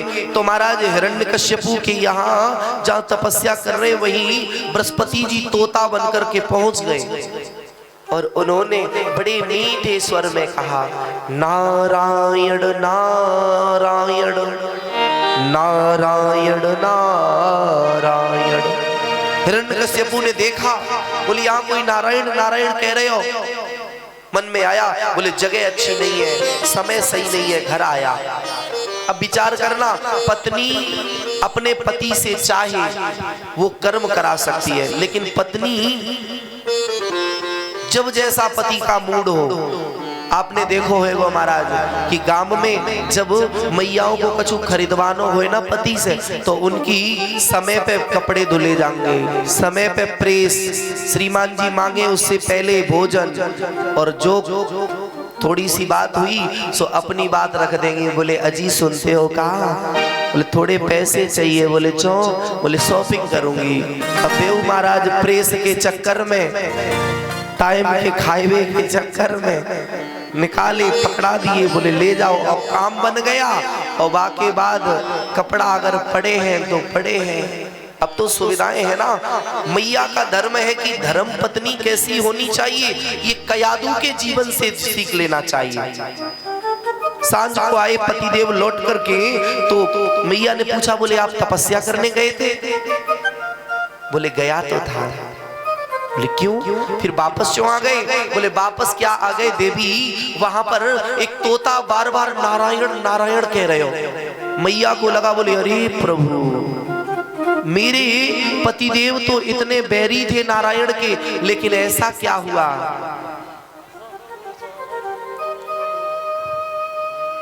बोले भक्त वत्सल भगवान की जय हो। मैं निवेदन करूं, जो भाई मंच की तरफ पैर करके बैठे हैं, मेरी दृष्टि बहुत तेज है, निवेदन है आपसे बैठना सीखो। बस इतना ही कहेंगे, आप जाने या मैं जानूं, ये मेरे और आपके मत के बीच है, आप लोग नहीं देखें। पति कितना भी शराबी हो, कबाबी हो, कैसा भी हो, और माँ यदि चाहे तो घर को राई से पर्वत बना सकती है। पति कितना भी कमा करके लाए और पत्नी चाहे तो एक भी पैसे की बचत नहीं कर सकती, और मैया चाहे तो पति की आमदनी बिल्कुल कम हो, लेकिन मुसीबत के समय माँ अपनी जेब से बचे हुए पैसे दे देती है। तुम ये काम कर लो, हमारी आगे फायदा हो जाएगा। एक दिन की बात, इसी कयादू ने धीरे धीरे 108 बार नाम बुलवा लिया, नारायण नारायण। और जब 108 बार नारायण नाम बोला गया तो उस नारायण नाम की कृपा है गई प्यारे। इतनी कृपा हुई, इतनी कृपा हुई, एक दिन पुनः जंगल में तपस्या करने के लिए हिरण्यकश्यपु गयो। तपस्या करने लगा, ऊर्ध्वबाहु नवो दृष्टि, पैर के एक अनुष्ठे पे खड़ा है, आकाश को देख रहे हो पूरी तरह से। इधर कयादू को इंद्र ने अपहरण करो, इंद्र ने अपहरण किया। नारद बाबा ने रोक लिया, बोले अरे इंद्र कहाँ ले जा रहे हो? बोले इसका पति बहुत दुष्ट है। मेरे प्यारे आचार्य संत कहते हैं, उसी क्षण नारद ने कहा, बोले अरे तुम्हें नहीं पता है, इसके गर्भ में वो भक्त होएगा जो संसार में देवताओं का मान बढ़ा देगा, अपने पिता के विरोध में खड़ो हो जाएगा। तो मैया कयादू को कुछ समय के लिए नारद बाबा के यहाँ रहना पड़ो, और नारद बाबा ने सदुपदेश किया। जब किसी मैया के यहाँ कोई जीव हो गर्भ में, उस समय माता को चाहिए कि माता भगवत चरित्रों को श्रवण पान करे। मैया को चाहिए उस समय कम से कम सात्विकी भोजन पावे, उस समय जितना हो सके क्रोध को कम करे, तब मैयाओं के यहाँ पर संत जन्म लेंगे, भक्त जन्म लेंगे, राष्ट्रभक्त जन्म लेंगे। मैया कयादू को बढ़िया से संस्कार मिले। इधर हिरण्यकश्यपु ने तपस्या की, ब्रह्मा जी प्रसन्न है गए। ब्रह्मा जी ने कहा वरदान मांगो। उसने कह दिया मैं अमर हो जाऊं। तो बंधुओं उसी क्षण ब्रह्मा ने कहा इस जगत में कोई अमर नहीं है सकेगो। आयो है सो जाएगो राजा रंग फकीर, कोई सिंहासन चढ़ चला, कोई बंधा जात जंजीर। बस इतना अंतर है, कोई तो सिंहासन पर बैठ करके जाएगा और कोई जंजीरों में जकड़ के जाएगा। बंधुओं ब्रह्मा ने कहा मैं अमिट नहीं कर सकूंगा, जानो तो पड़ेगा, लेकिन जाओगे बड़े जलवे से। तुम बताओ। बोले अमर हो जाओ। बोले नहीं, अमरता का वरदान नहीं दे सकते। आचार्य संत कहते हैं कि उसी क्षण ब्रह्मा पुनः भगवान के पास गए तो भगवान ने कहा अरे ब्रह्मा, और उसी क्षण मैया लक्ष्मी चढ़ चाप रही भगवान के। ब्रह्मा ने कहा अरे प्रभु, दैत्यराज हिरण्यकश्यपु वरदान मांग रहे हो, अमरता को तो क्या करना चाहिए, वाको वरदान देऊं कि नहीं? बोले नहीं देना, उसे जितने वरदान चाहिए उतने दे दो, लेकिन अमरता का कोई वरदान नहीं देना। यदि अमरता का वरदान दे दिया तो जीवन बिगड़ जाएगा, सृष्टि का नियम भंग है जाएगा। मेरे प्यारे ब्रह्मा जी पुनः आए। अब ब्रह्मा जी ने ब्रह्मरूपी वरदान मांगो, जितने वरदान चाहोगे उतने दे दूंगा। हिरण्यकश्यपु ने एक दो नहीं कई एक वरदान मांग लिए प्यारे। और हिरण्यकश्यपु वरदान तो मांग रहे हो, लेकिन वरदान मांगते समय बुद्धि का प्रयोग नहीं कर रहा है। यदि बुद्धि का प्रयोग कर लेता तो हिरण्यकश्यपु को भगवान मार नहीं सकते थे। क्या है भैया, लीड मिस्टेक कर रही है? बोले भक्त वत्सल भगवान की। हिरण्यकश्यपु वरदान मांग रहा लेकिन बुद्धि का प्रयोग नहीं कर रहा। जैसे एक गांव में एक बूढ़ी मैया और एक बूढ़े से बाबा और बाके छोरा, तीन प्राणी रहे और तीनों ने भगवान शंकर की आराधना करी। तीनों की प्रसन्न तपस्या से प्रसन्न होकर के भगवान भोलेनाथ प्रसन्न है गए। भोलेनाथ ने बूढ़ी मैया से कही, बोले मैया मैं तेरी तपस्या से प्रसन्न हो गयो हूँ, तुम ओसु वरदान मांग ले। तो मैया ने एकदम सोची, बोले हे प्रभु आपसे कहा वरदान मांगू, कहा वरदान मांगू। सो मैया के मन में आयो, बोले बाबा एक वरदान दे दो। बोले का? बोले हम जब बुढ़ा से बहुत परेशान है तो मोकू तुम 16 वर्ष की कन्या बना दो। अब भोले बाबा ने सोचा वरदान इसने तपस्या किया है तो वरदान देना पड़ेगा। अब महाराज भोले बाबा ने तथास्तु कह दिया। अब महाराज 80 वर्ष की बूढ़ी मैताई 16 वर्ष की बन गई ना। तो आजकल बनना चाहती है, आजकल 55-60 साल वाली फिर वे 16 साल वाली बनो चाहती है ना मैया। शादी होए फिर देखो नाती की शादी है रही, दांत एक नहीं है, मैया फिर चटकी फिर रही है। उम्र का कम से कम लिहाज होना चाहिए। अगर चाहते हो संस्कार जीवित है तो उम्र का लिहाज करके चलो। मैया बन गई 16 साल की। अब 16 साल की मैया कहा 60 साल के बूढ़े बाबा को रहेगी। सो महाराज एक राजा आया और उसे लेकर के चला गया। बूढ़े बाबा ने सोचा, बोले हे भोले बाबा तुम भले आए, मेरे बसो बसाओ घर उजाड़ के चले गए। हाँ बुढ़ापे पे तो टिक्कर मिलते थे, बहू नहीं मिलेंगे। भोले बाबा ने कहा अरे बाबा हम तो तुम्हें भी एक वरदान देना चाहते हैं, तुम मांगो। अब बूढ़े बाबा गुस्सा में बाबा ने एकदम कही, बोले भोलेनाथ एक वरदान मोकू दे दे। बोले का? बोले जो मेरी बूढ़ी डोकरी को तुमने 16 साल की कन्या बनायो ना, बाकू कुतिया बना के छोड़ो। सो महाराज बाबा तो बाबा बन गई। अब रथ में बैठी और काऊ काऊ करे। अब राजा कहाँ ले जाए बाकू? सो उठाए और दो डंडा लगाए, बोले जाओ। बेचारी आई देवते से बाबा के चरण चाटवे लगी। बाबा ने डंडा उठाया, 2 दिए। बोले जब युक्ति बन गई तब तो हमें छोड़ के चली गई, अब यहाँ आ गई। तरुण सा छोरा उसने देखा, बोले मेरी मैया बूढ़ी कहाँ कुकरी बन गई।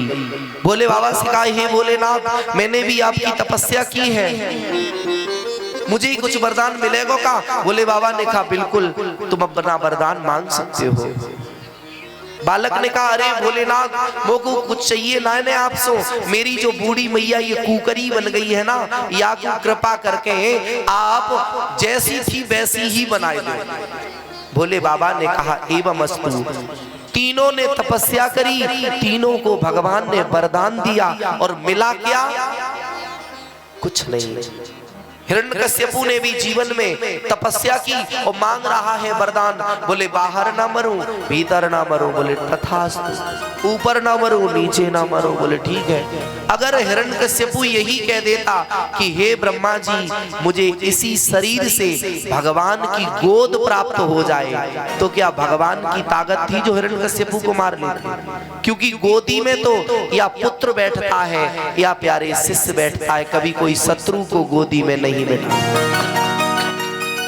ब्रह्मा ने 1 2 नहीं कई एक वरदान दिए। हिरण्यकश्यपु ने कहा बाबा मैं आपकी सृष्टि से भी ना मरूं। वापस आए और हिरण्यकश्यपु ने आते ही आते बेरी घोष कराया। बोले मेरे राज्य में कोई भी नाम जप नहीं करेगा, मेरे राज्य में कोई भी यज्ञ होम नहीं करेगा, मेरे राज्य में कोई भी किसी का ध्यान नहीं करेगा। अब मेरे प्यारे बंधुओं एक दिन की बात है, कोई भी नगर में कुछ नहीं करेगा, मंदिरों को तोड़वा दो, पूजा पद्धति बंद कर दो।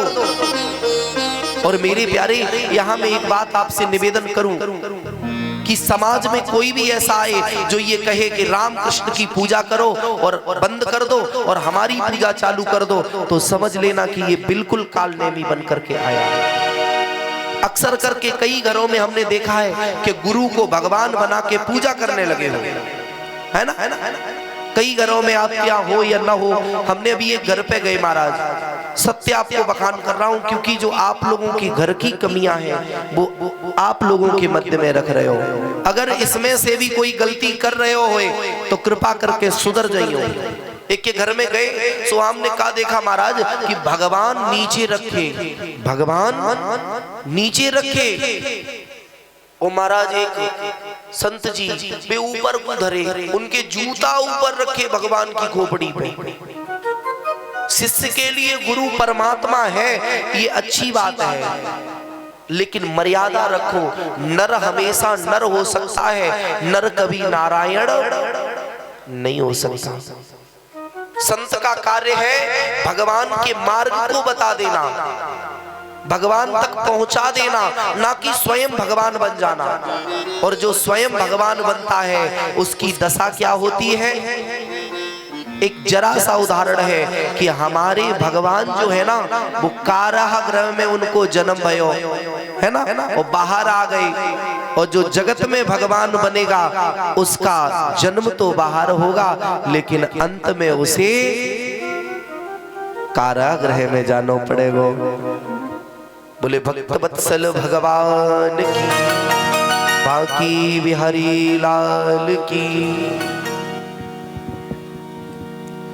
मेरा तार हरि से जोड़े ऐसा कोई संत मिले, मेरा तार हरि से जोड़े ऐसा कोई संत मिले। मेरा तार हरि से जोड़े ऐसा कोई संत मिले, मेरा तार हरि से जोड़े ऐसा कोई संत मिले। मेरा तार हरि से जोड़े ऐसा कोई संत मिले। संत मिले सद्गुरु मिले, संत मिले सद्गुरु मिले, संत मिले सद्गुरु मिले, संत मिले रास्ता मोड़े ऐसा कोई संत मिले। मेरे मन का रास्ता मोड़े ऐसा कोई संत मिले। हरि बोल। पूरे पूरे हाथ ऊपर करके भाव के साथ जय जय।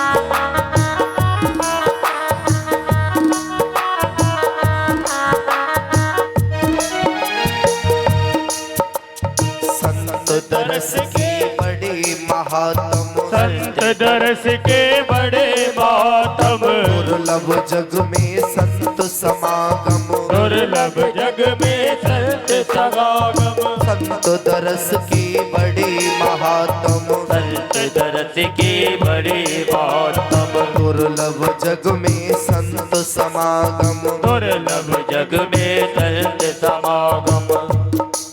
मेरा मन विषयों में डोले ऐसा कोई संत मिले। मेरा मन विषयों से डोले ऐसा कोई संत मिले।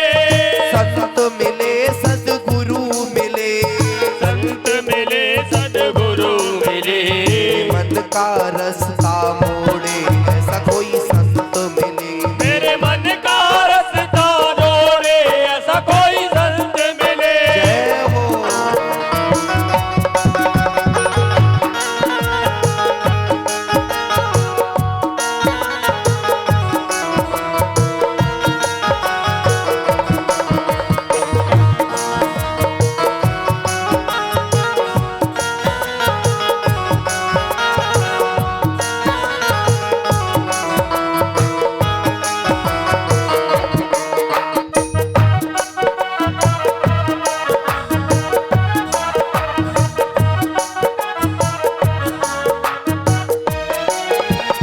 हरि से मिलन की जो राह बता दे, से मिलन की राह बता दे। प्रभु से मिलन की जो राह बता दे, प्रभु से मिलन की राह बता दे। विषयों से जो दूर हटा दे, विषयों से जो दूर हटा दे। गुरु वो होता है प्यारे जो चेला की जेब की तरफ न देखे, चेला के विकारों की तरफ देखे। मानस में एक चौपाई है, हरय शिष्य धन शोक न हरई, सो गुरु सहस्र नरक में परई। जो गुरु चेला के पैसे देखता है वो नरकगामी होता है प्यारे। चेला पास में आए तो एक ही बात कहे, तू कितना वजन करता है, तेरे जीवन में भजन की स्थिति क्या है। माया से जो हमें बचा ले, माया से जो हमें बचा ले। प्रभु मिलन की राह बता दे, प्रभु मिलन की राह बता दे। मेरी बाह पकड़ना छोड़े ऐसा कोई संत मिले। मेरी बाह पकड़ना छोड़े ऐसा कोई संत मिले। मेरा सारे हरि से जोड़े ऐसा कोई संत मिले। जय हो।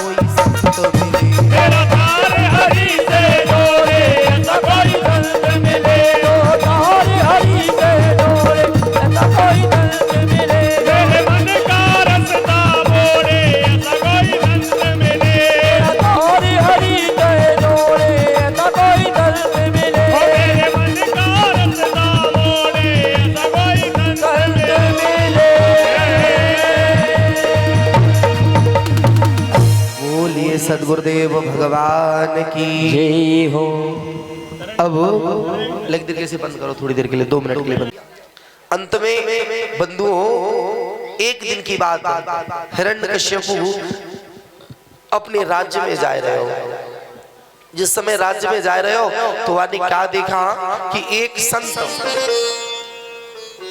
अपनी माला को लिए, आपने देखो होगा कि आजकल कुछ संत होते हैं ना जो एक झोली ऐसी बनवा लेते हैं, उसमें बैठ करके माला छिपके से जपते हैं ना। क्यों? क्योंकि उस समय इतने ज्यादा शत्रु बढ़ गए जिसके कारण उनके मन में आया कि अगर कहीं मैं खुल करके माला जपूंगा तो फिर ये राजा मार देगा। तो भगवान की ही भक्त ने क्या किया कि राजा आया, राजा ने कहा, पूछा, बोले अरे संत जी, बोले हाँ। बोले किसको नाम जप रहे तुम? बोले मैं तो आप ही को नाम जप रहे हो, जय हिरण्यकश्यपु, जय हिरण्यकश्यपु। बोले अच्छा? बोले हाँ। बोले ठीक है, चिरजीव रहो, आगे चले। संत जी ने क्या किया कि राजा के डर की वजह से सालिग्राम भगवान जो थे ना, सालिग्राम, उनको उठाया और उठा करके कमंडल में डाल लिया और प्रार्थना करी। राजा थोड़ा आगे बढ़ा, राजा हिरण्यकश्यपु ने कहा, बोले अरे महात्मन, तुम्हारे कमंडल में क्या है? बोले महाराज कमंडल में जल है। बोले इसमें जल है, मुझे पिलाओ। संत ने जान लिया, बोले इसमें ठाकुर जी है। और कहीं धोखे से भी राजा हिरण्यकश्यपु ने देख लिया कि ये महात्मा ठाकुर जी की सेवा कर रहे हो है, तब मोकू तो मरनो पड़ेगा, लेकिन मेरे ठाकुर जी का अपमान है जाएगा।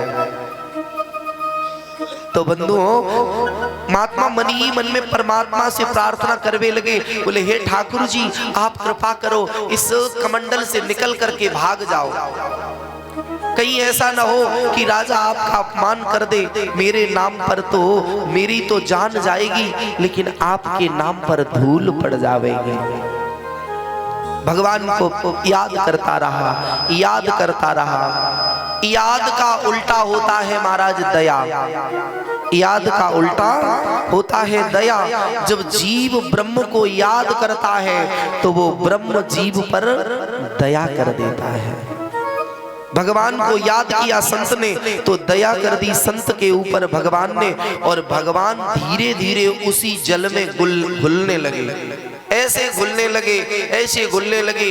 राजा जल पीता जा रहा है, संत जी जल पिलाते जा रहे हैं। ऐसी कृपा हुई ठाकुर जी की कि उस पानी के माध्यम से घुल घुल के ठाकुर जी महाराज उस राजा के पेट में चले गए। इन्हीं ठाकुर जी महाराज की कृपा मानो, या फिर इन्हीं नारायण नाम की कृपा मानो, जो ऐसे दुष्ट के घर में एक भगवत भक्त को प्रादुर्भाव भयो।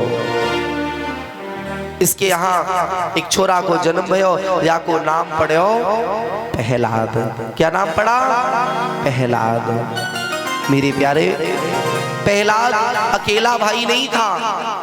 प्रहलाद अकेला भाई नहीं था। कितने और भाई थे प्रहलाद के? 3 भाई और थे। कितने थे? 3। प्रहलाद 4 भाई था। आप लोग कहेंगे, बोले महाराज जी अभी तक हम 3 ही एक सुनते आते थे, बोले प्रहलाद जी थे सिर्फ। विचार करो, प्रहलाद थे और 3 बाकी के भाई भी थे। इन तीनों ने भगवान का भजन किया। इन तीनों की अलग अलग चरित्र हैं, तीनों भगवत भक्त हुए। प्रहलाद जी को नामकरण संस्कार भयो, प्रहलाद नाम रखे हो गए। इनकी शिक्षा दीक्षा जो है ना प्यारे, वो शुक्राचार्य जी के पुत्र हैं। इनको नाम है संड और अमरक जी महाराज। रीच पर्वत पर जो निवास करते हैं महाराज, शिक्षा दीक्षा होने लगी। एक दिवस की बात, प्रहलाद वापस आए। प्रहलाद को सारी जीवन सिखाया गयो कि मेरा पिता ही परमात्मा है। प्रहलाद ने जब आए तो आपने कथा में श्रवण किया होगा कि एक कुमारी का घर पड़ रहा था। प्रहलाद को ज्ञान उस कुमारी ने कराया। उसकी हवा में सुंदर से बच्चे रह गए बिल्ली के, लेकिन प्रहलाद ने कहा देवी तुम किसका नाम ले रही हो? बोले मैं भगवान का नाम ले रही हो। बोले नहीं, कोई भगवान नहीं है, मेरा पिता भगवान है। बोले नहीं, तेरा पिता एक लौकिक पिता है। तेरे पिता को तू भगवान मान सकता है, लेकिन वो जगत का परमेश्वर नहीं है। जगत का परमेश्वर तो एक परमात्मा है। और उसी क्षण प्रहलाद ने ये शर्त लगाई। बोले माँ, यदि जीवन में ये बिल्ली के बच्चे अग्नि से जीवित निकल आए तो हम भी तेरे प्रभु को आज के बाद कभी नहीं छोड़ेंगे। और अगर नहीं निकले ना जीवित तो तेरे तो जान जाएगी, लेकिन आज के बाद तू दुनिया में जीने के लायक नहीं छोड़ोगी। प्रहलाद जाते हैं, मैया रात भर परमात्मा को याद करती रही। गोविंद, मेरी इतनी विनती सुन लो, क्योंकि जब जब भक्त भक्ति करता है ना, जब तक भगत की होए न हासी, तब तक भक्ति न जानो सासी। और संसार में प्यारे, जब तुम भगवान के प्रति बढ़ोगे तो लोग तुम्हारी ताहने जरूर मानेंगे। जिसकी एक बार हंसी हो गई, उसी की हस्ती खिलेगी जगत में। और जब तक तुम्हारी हंसी नहीं होगी, तब तक तुम्हारी हस्ती नहीं बन सकती है। जो आज प्रकाश में बैठे हुए हैं, कल उन्होंने कितने अंधकारों का सामना किया है, ये वो सब जानते होंगे।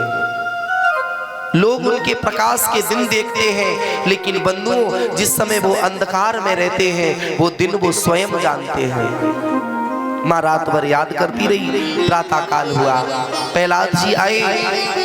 भगवान ने अपने भक्त की लाज रखने के लिए उस जलती हुई हवा के मध्य से बिल्ली के बच्चों को जीवित निकाला। प्रहलाद के मन में गहरा असर हुआ। प्रहलाद ने कहा, हे माँ, तू धर्म की गुरुदेव हो गई मेरी।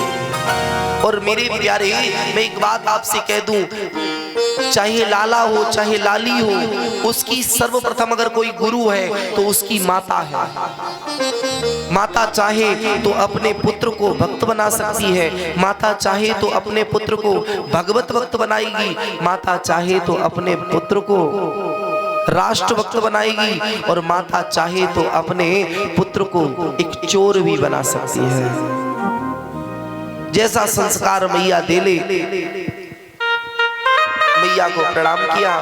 उसी क्षण प्रहलाद ने कहा, हे माँ, जिस परमात्मा का नाम तू स्मरण कर रही है, आज के बाद सारे जीवन उसी नाम को मैं रटूंगा। प्रहलाद ने नाम रटना चालू कर दिया। स्कूल में गए, सबको रटाते हैं, खुद भी रटते हैं। एक दिन हिरण्यकश्यप आया, देखा गुरुदेव नहीं थे। प्रहलाद बच्चों के साथ बैठा राम नाम लिख रहा, और ये राम नाम लिखता रहा। तब तक संड अमरक जी आए, उन्होंने प्रहलाद को पीटना चाहा, तो प्रहलाद से जैसे ही स्पर्श किया, उसी क्षण संड और अमरक जी नाचने लगे कीर्तन में। ऐसा क्यों? क्योंकि प्यारे, जब कोई भक्त होता है और भक्त के जीवन की संगति यदि हम करते हैं, तो हमारे जीवन में भी रंगति आने लगती है। जैसे महात्मा के यहाँ पर जाओगे और वहां तुमने कुछ क्षण व्यतीत कर लिया, तो प्यारे महात्मा की बोली भाषा आप में आ जाएगी। अगर कोयले की खान में जाओगे, कितने भी बचकर के निकलो, फिर भी कालिमा शरीर पर लगेगी। ऐसे ही यदि विकारों के मार्केट में जाएंगे तो कितने भी बचेंगे, लेकिन बंधुओं, विकार शरीर में लिप्त है जाएंगे। और सत्संग में आओगे, सदगुरु की शरण में आओगे, तो कितना भी बचना प्यारे, लेकिन यहाँ उस बौछार से बचने वाले नहीं होंगे। प्रहलाद के मन में भक्ति का संचार हुआ। प्रहलाद ने अपने पिता को यही बताया, बोले बेटा, पिताजी, एक सार सिर्फ भगवान का नाम है। प्रहलाद के पिता ने प्रहलाद को उठाया और गोद में बिठाया और एक बात कही, बोले पिता, लाला, तुमने कितने क्लास पास कर लिए? प्रहलाद ने कहा, बड़ी सुंदर बात कही पिता ने।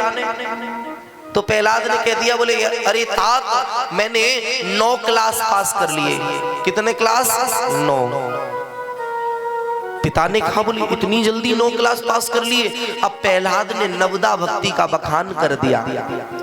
और जो 9 का अंक है ना वो अपने में पूर्ण है महाराज, सभी अंक पूर्ण नहीं हो सकते, 9 का अंक पूर्ण है। उसी प्रकार से मेरे राम जी का चरित्र पूर्ण है।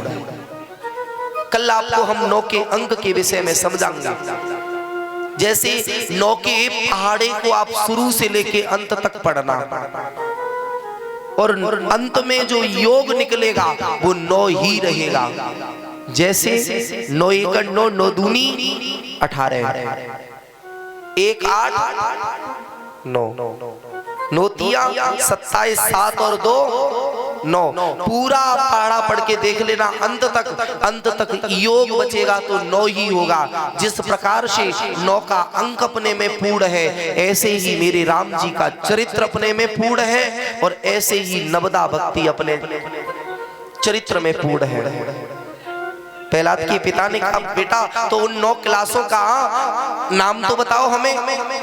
तो उसी क्षण प्रहलाद जी ने कहा बोले तात 9 क्लास वही होते हैं, श्रवणम कीर्तनम विष्णु स्मरणम पाद सेवनम अर्चनम बंधनम दास्यम साख्य आत्मनिवेदनम।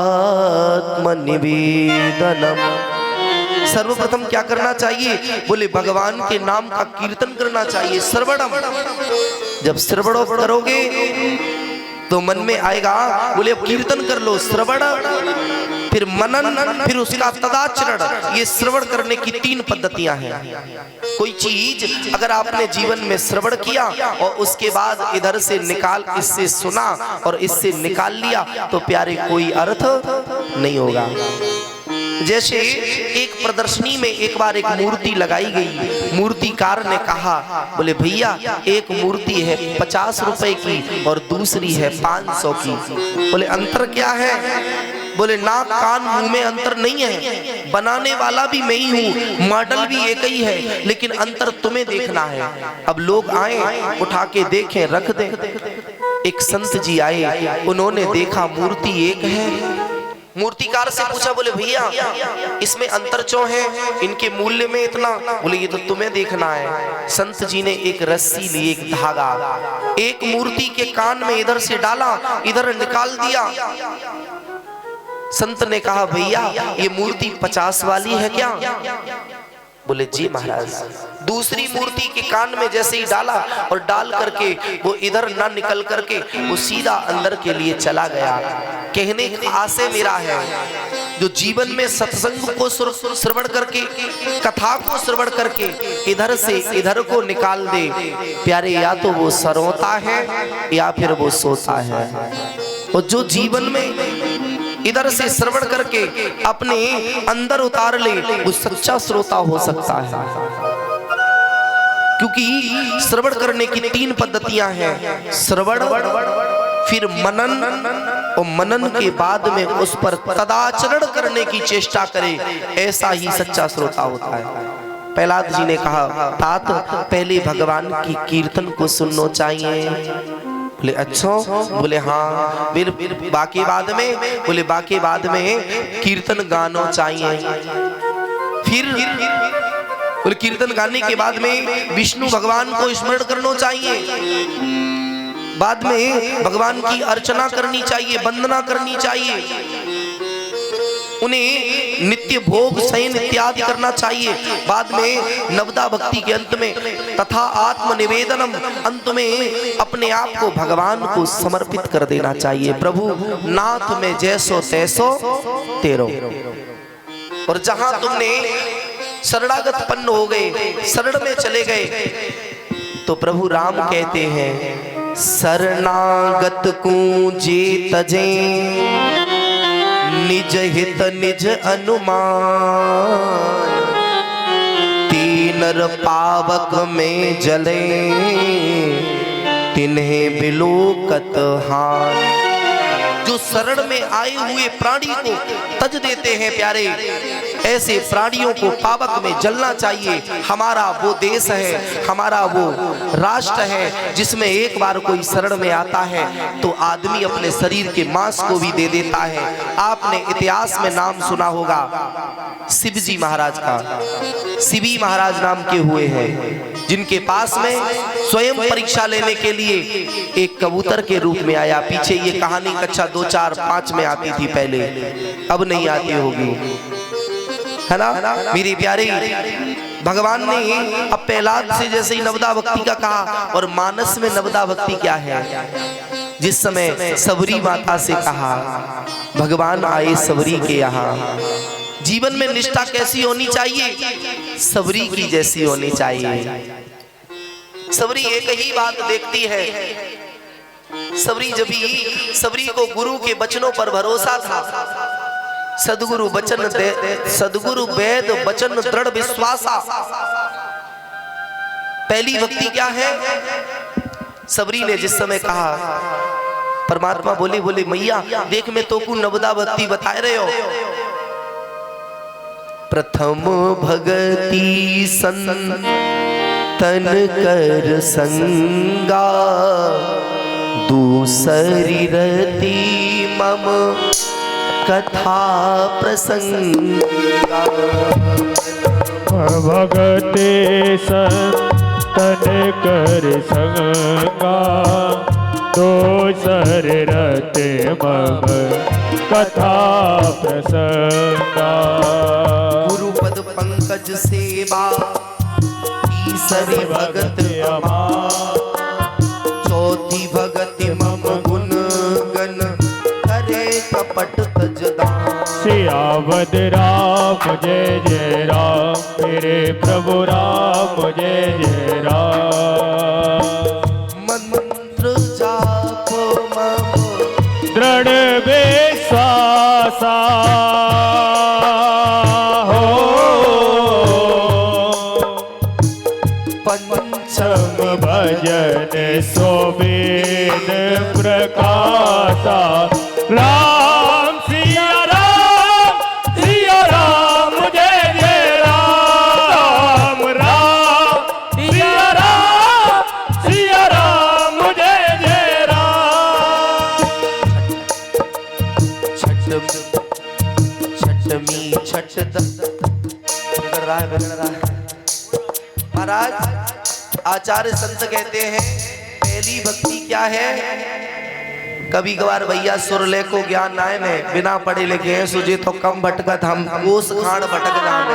हाँ, अपनी कमी आपके सामने रख देते हैं कि कभी कभार शब्द एक इधर होता है तो पूरी चौपाई बिगड़ जामे। महाराज पहली क्या है, बोले पहली भगति संतन कर संगा। यहाँ दो शब्द है, एक संग है, दूसरा साथ है। साथ करना चाहिए या संग करना चाहिए।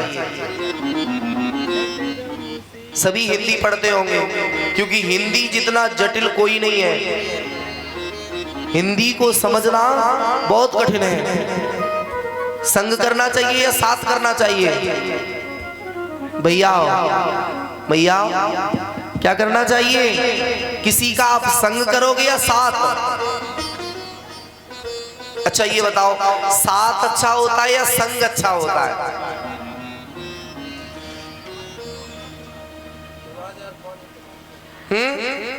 संग या साथ में क्या करेंगे? अब कोई कहेगा महाराज हम तो साथ करेंगे, छोड़ेंगे ना हम तेरा साथ हो साथी मरते दम तक।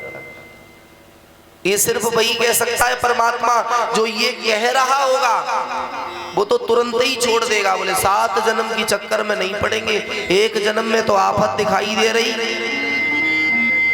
आज जो तुमसे वादा कर रहा है कल तुम्हारा वादा भी तोड़ देगा। संतों का साथ नहीं करना चाहिए। किसी के भी अगर तुम साथ में खड़े हो, लोग कहें भैया हम तेरे साथ में हैं, समझ लेना ये साथ में नहीं हो सकता। क्योंकि साथ जो होता है वो शरीर से होता है और संग प्यारे मन से होता है। सदगुरु अगर तुम्हारा संत कहीं भी है और उसका अगर तुम्हारा साथ है तो साथ शरीर से होगा, शरीर नहीं तो साथ खत्म, लेकिन संग होगा तो संग तुम्हारा आत्मा का होगा।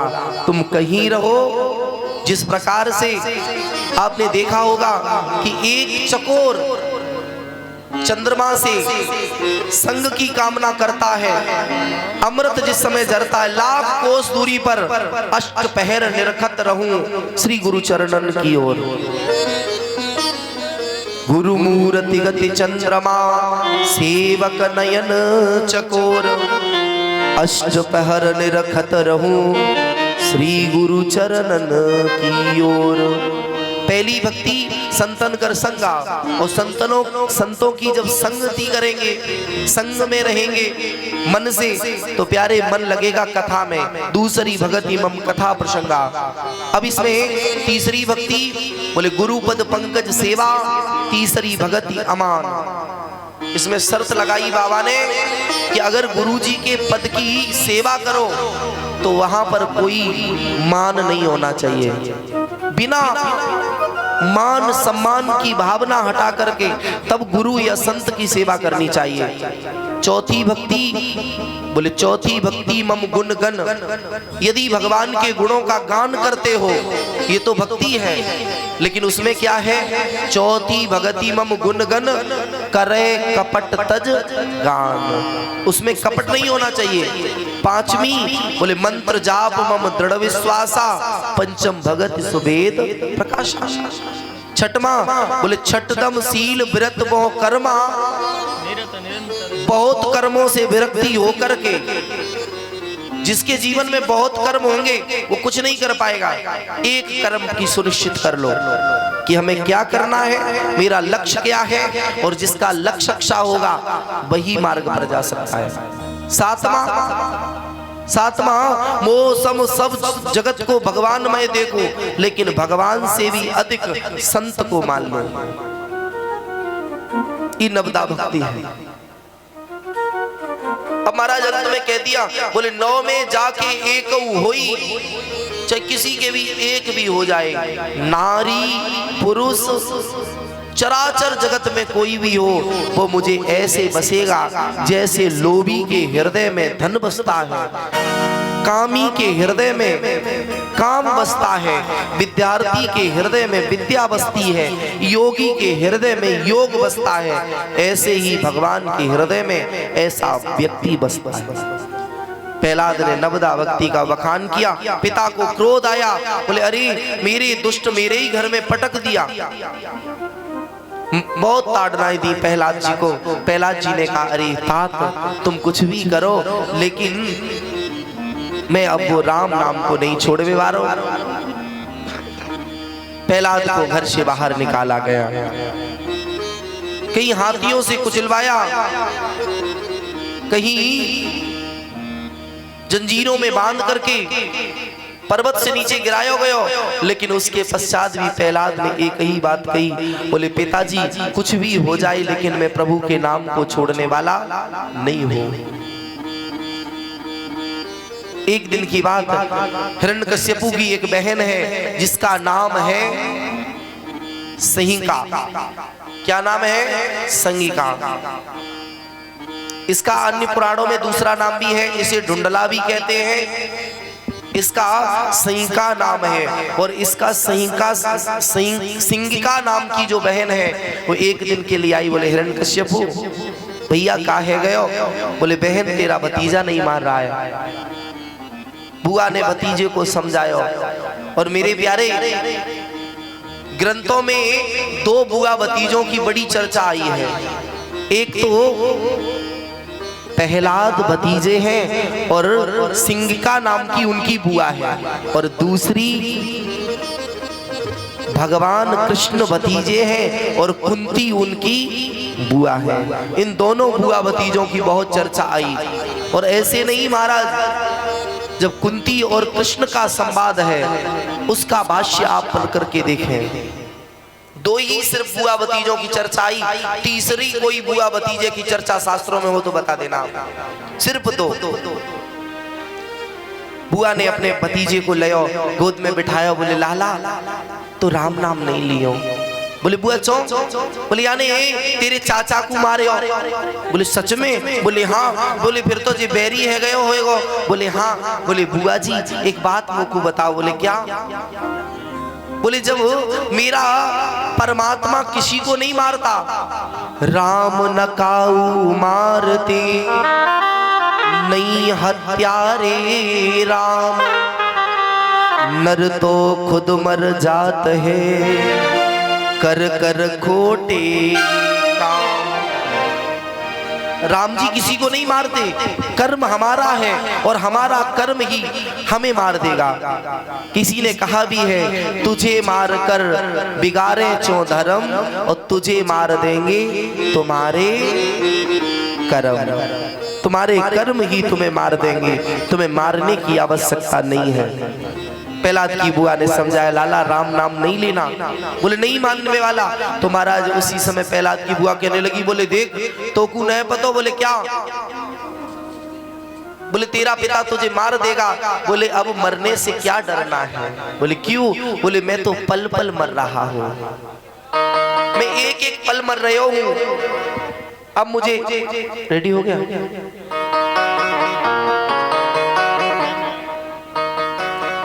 आए दोबारा माँ का लेते हैं एक बार मैया का नाम और उसके